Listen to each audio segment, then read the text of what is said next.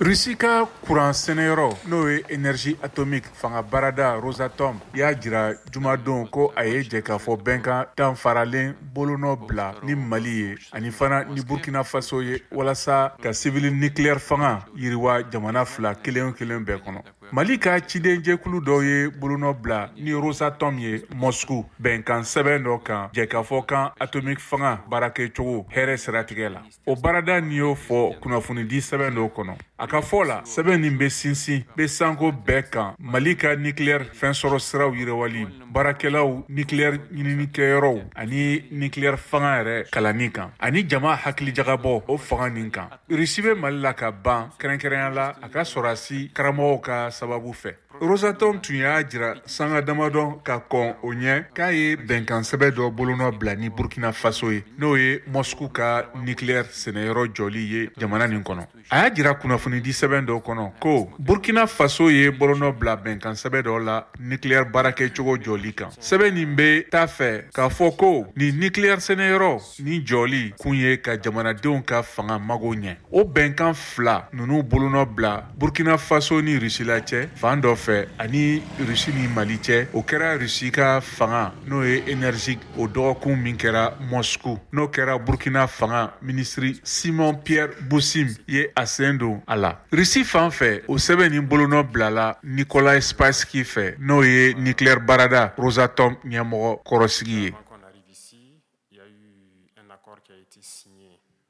Entre une société russe et